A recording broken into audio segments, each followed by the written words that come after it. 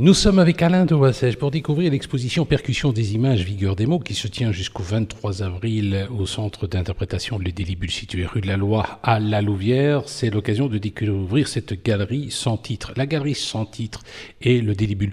Pourquoi cette collaboration? Vous avez un peu cet esprit bateau-ivre, j'ai envie de dire. Oui, il y a l'esprit sur le rapport à l'humour, au quotidien, à l'édition de création et au rapport mot-image et aussi image et poésie. Donc c'était tous ces points-là qui ont fait qu'on a pu, avec le Délibule, penser et construire cette exposition.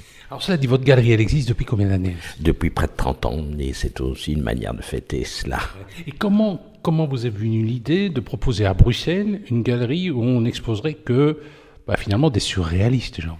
Oui, c'est dans cette filière, c'est en gros quand même notre culture, et c'était de montrer que cet esprit surréaliste, il vit encore au-delà des gens qui historiquement ont appartenu aux différents groupes surréalistes, que ce soit à Bruxelles ou en Wallonie, et de montrer qu'il y a un esprit qui est vivant et qui en même temps qui renouvelle les choses à travers la sculpture, le collage, la vidéo, la peinture, montrer que c'est toujours actif aujourd'hui. Alors quand on voit certaines œuvres, je pense par exemple à certaines œuvres de Jacques Lennep, il y a ce portrait, on voit une crotte d'un chien ou d'un être humain et il écrit « c'est emmerdant ». C'est vrai que parfois c'est percutant. Est-ce que ça passe bien le message? Est-ce qu'il n'y a pas des gens qui parfois sont un petit peu choqués? Ça arrive, on s'en fout.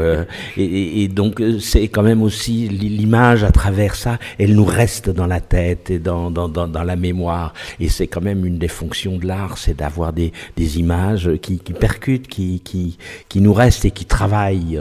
Ça m'est arrivé plusieurs fois dans une après une exposition que quelqu'un 2 ans après vienne me dire est-ce que vous avez encore telle œuvre qui se trouvait à tel endroit dans la galerie, et la personne donnait chaque fois des endroits très précis. Donc ça veut dire que l'image travaille la tête.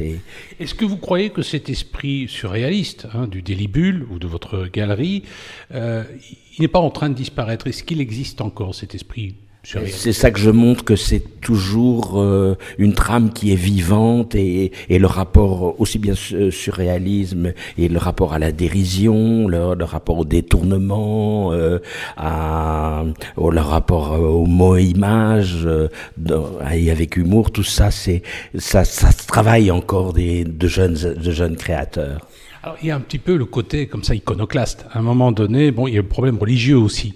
À un moment donné, on voit dans cette exposition une espèce d'oiseau qui écrase le Christ. On voit aussi des statues, on est là en face d'ailleurs, on voit notamment des statues qui représentent, au lieu de représenter une Sainte Vierge, ça représente sans doute une chatte ou un chat qui tient un bébé.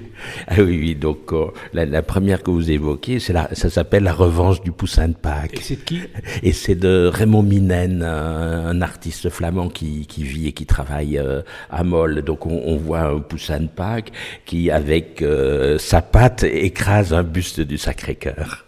Alors il y a finalement très peu de femmes parmi les artistes que vous avez. Il y a une femme, une Française en bas, au rez-de-chaussée et dans la bibliothèque, qui prend des cartes postales de nus dans l'art, et qu'elle achète dans les musées. Elle est aussi historienne de l'art, et elle les rhabille. Elle brode à même les cartes postales un certain nombre de vêtements. Donc sur l'origine du monde de Courbet, et elle va broder une petite culotte rose un peu en... Pour ce qui est de dévoyer, André Stas, c'est pas mal non plus. Voilà, oui, donc on a vraiment toute une série de choses dans cet esprit-là. Alors, cela dit, vous avez une collection importante, vous l'expliquez, ça fait 30 ans qu'elle existe. Quand vous serez plus là, qu'est-ce qui va se passer?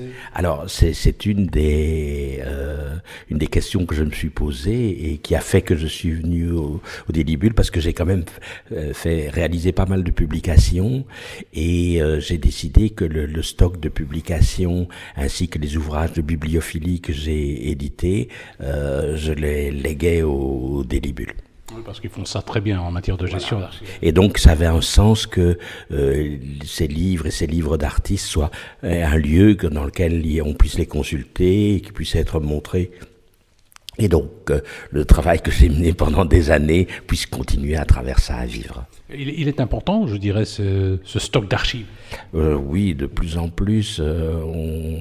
Comme j'étais le galeriste de Roland Brucker, qui a beaucoup participé au Délibule, eh bien, j'ai avec la compagne et le fils de Roland Brucker, à trois, on a négocié une convention avec le Délibule de dépôt de toutes ses œuvres et de toutes ses archives. Monsieur Doissège, merci. C'est à découvrir jusqu'au 23 avril. Percussion des images, vigueur des mots. Merci.